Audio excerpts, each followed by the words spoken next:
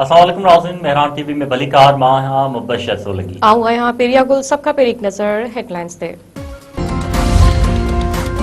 नायब वज़ीर आज़म ऐं परॾेही वज़ीर इसहाक़ डार चयो आहे त ॾखण एशिया में अमन ऐं इस्तेहकाम खे संगीन ख़तरा दरपेश आहिनि। भारत पाणीअ खे हथियार तौरु इस्तेमाल पियो करे। अॻुवाट इतला ॾियण खां सवाइ चिनाब दरिया में पाणी छॾियो वियो। सिंध तास मुआहिदे खे कमज़ोर करण जी कोशिश कई पई वञे। भारतीय कदम सां पाकिस्तान जी ग़िज़ाई सलामती खे ख़तरो आहे। इस्लामाबाद में परॾेही सफ़ीरनि खे ख़िताब कंदे इसहाक़ डार वधीक चयो आहे त पाकिस्तान वाज़े करे चुको आहे त पाणी रोकण या उन जो रुख मोड़णु जंग जहिड़ो कदम सम्झियो वेंदो।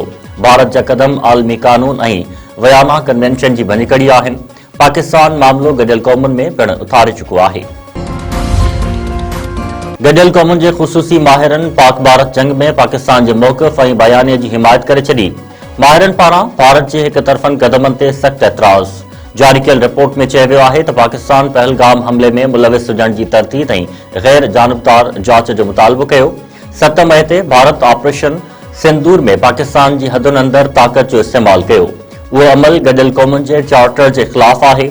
रिपोर्ट में वधीक चयो वियो आहे त का बि धुर हिक तरफ़ो सिंध तास मुआहिदे खे मुअत्तल नथी करे सघे। पाकिस्तान तरफ़ां मुआहिदे जी कंहिं बि शिक जी भञकड़ी ज़ाहिर न आहे थी।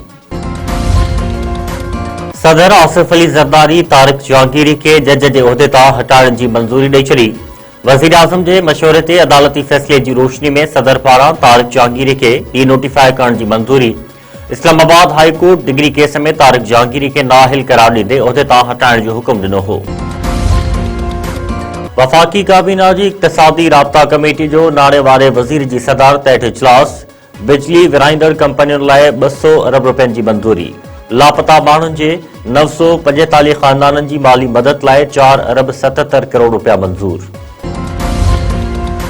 मेहड़ वाक़े जे केस में दादू जी अदालत में ॿुधणी। इल्ज़ाम हेठि आयल MPA सरदार चांडियो ऐं बुरहान चांडियो अदालत में पेश। फरियादी परवेज़ चांडियो ऐं उमेर बाब चांडियो बि क्रिमिनल ट्रायल कोर्ट में पहुची विया। केस में ॿिन्ही धुरियुनि जा वकील पंहिंजा दलील ॾींदा।